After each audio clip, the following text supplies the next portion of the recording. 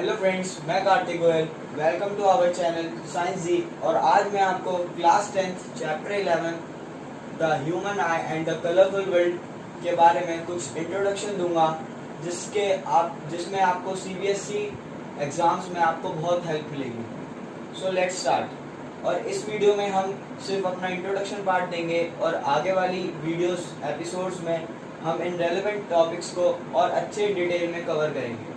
So let's start. The first topic is the human eye।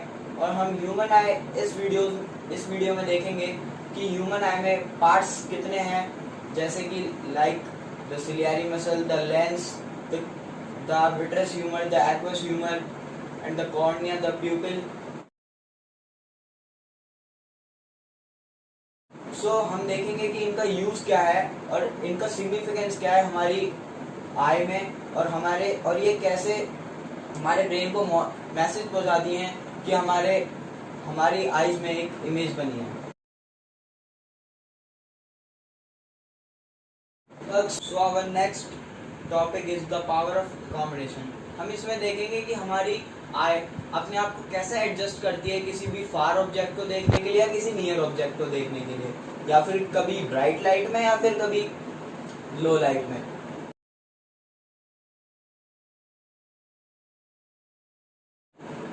इसमें सिर्फ crystalline lens और ciliary muscles का work है, क्योंकि जब सिलियरी मसल्स कॉन्ट्रैक्ट या रिलैक्स करती हैं तो उसकी वजह से जो हमारा फोकस होता है क्रिस्टलाइन लेंस का वो बड़ा या छोटा होता है। So power of accommodation is the main function of our eye. Our next topic is the defects of vision.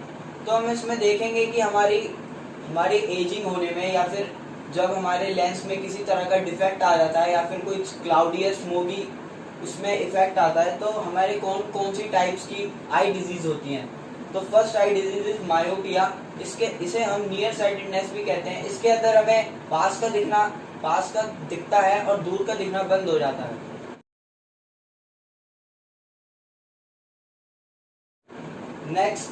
Next example of eye disease is hypermetropia, जिसे हम फार साइटेडनेस भी कहते हैं, जिसमें हमें पास का दिखना बंद हो जाता है और दूर का दिखता है।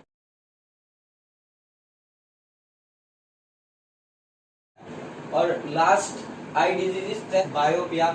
ये हमारे सिर्फ ओल्ड एज पीपल्स यानी कि हमारे ग्रैंड मदर और ग्रैंड फादर को ही देखने को मिलती है, क्योंकि ये हमारी एजिंग के साथ जो हमारी सिलियरी मसल्स होती हैं उनका वीकनिंग चालू हो जाता है, जिससे ciliary muscles power of accommodation जैसे फंक्शन को नहीं कर पाती और इससे हमें दूर या पास का किसी का बंद हो जाता है। So our next topic is prism. इसके अंदर हम देखेंगे कि किसी प्रिज्म के द्वारा कैसे रिफ्रैक्शन होता है किसी लाइट का।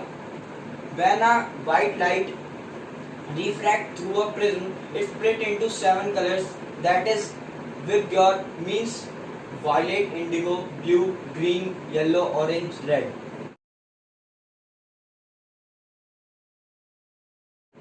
और ये प्रिज्म हमारे बहुत से नेचुरल फिनोमिना में भी काम आता है।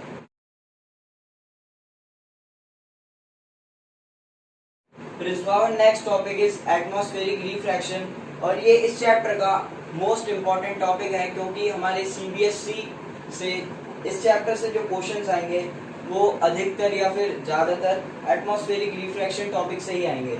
सो इसके अंदर हमारे दो एग्जाम्पल्स हैं। पहला, ट्विंकलिंग ऑफ स्टार्स। हम देखेंगे कि स्टार ट्विंकल क्यों करते हैं। तो इसका एक मेन रीजन है एटमॉस्फेरिक रिफ्रैक्शन। जब कोल्ड एयर और हॉट एयर के बीच में जो रिफ्रैक्टिव इंडेक्स का डिफरेंस होता है, उसकी वजह से जो हमारी रे ऑफ लाइट होती है वो कभी कभार बैंड कर जाती है, और जिससे कि हमारे स्टार्स ट्विंकल हमें दिखते हैं। जो एपरेंट पोजीशन होती है वो कुछ और होती है, जो हमें दिखती है वो कुछ और होती है। तो इसी प्रोसेस को हम एटमॉस्फेरिक रिफ्रैक्शन कहते हैं, और इसी के दौरान जो स्टार्स होते हैं वो हमारे ट्विंकल करते हैं। सो हमारा नेक्स्ट टॉपिक है advance sunrise and delayed sunset. इसमें हम देखेंगे कि जो सनराइज होता है वो हमारा 2 मिनट पहले ही हो जाता है और जो सनसेट होता है वो हमारा 2 मिनट बाद। तो इसका भी एक मोस्ट इम्पॉर्टेंट फंक्शन जो है या फिनोमिना जो इसके अंदर लग रहा है वो है एटमॉस्फेरिक रिफ्रैक्शन। उसमें भी हॉट और कोल्ड एयर के डिफरेंस की वजह से हमें अपरेंट पोजीशन कुछ और होती है और जो हमें दिखती है पोजीशन वो कुछ और होती है।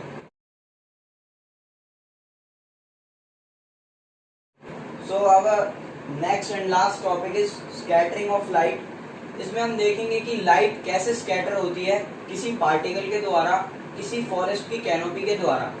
सो हमारे इसमें भी 3 एग्जांपल्स हैं। फर्स्ट है टिंडल इफेक्ट। टिंडल इफेक्ट मतलब कि जब कोई हमारे फॉरेस्ट या किसी भी कोलोइडल सॉल्यूशन में जब हम किसी लाइट को पास करते हैं या फिर किसी स्मॉल लार्ज पार्टिकल्स वाले सराउंडिंग्स में हम लाइट को पास करते हैं तो उसके जो पार्टिकल्स होते हैं वो लाइट को, एग्जांपल है टिंडल इफेक्ट, जो हमारे जंगलों में रोशनी आती है या फिर किसी कैनोपी ऑफ अ ट्री में रोशनी होती है, उसका जो मेन जो उसका फंक्शन है वो स्कैटरिंग ऑफ लाइट है और इसी चीज को हम टिंडल इफेक्ट कहते हैं।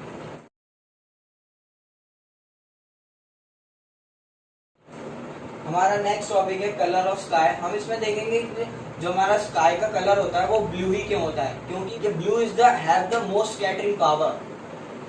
सो जो हमारी सन से रेज आती हैं उसके अंदर हमारे सभी कलर्स होते हैं, तो जिसमें सबसे ज्यादा स्कैटरिंग पावर होगी वही पूरे स्काई में स्कैटर होगा। सो एक ब्लू ही एक ऐसा कलर है जिसमें सबसे ज्यादा स्कैटरिंग पावर होती है, तो इसलिए हमारा जो स्काई का कलर है वो ब्लू होता है। हमारा नेक्स्ट टॉपिक है कलर ऑफ सन। हम ये देखेंगे कि सनसेट और सनराइज के वक्त हमारा जो सन का कलर होता है वो रेडिश ही क्यों दिखता है हमें, क्योंकि जो सनसेट और सनराइज के वक्त जो हमारा सन होता है वो हॉरिजन के पास होता है और हॉरिजन हमारी अर्थ से सबसे लॉन्गेस्ट डिस्टेंस है सन का। और सन जब कोई लाइट को सबसे ज्यादा डिस्टेंस ट्रैवल करना होगा तो उसमें सबसे ज्यादा वेवलेंथ भी होना चाहिए, तो सबसे ज्यादा कलर की वेवलेंथ जो है वो है रेड कलर। इसकी वजह से ही हमें जो सन का कलर होता है वो रेड होता है।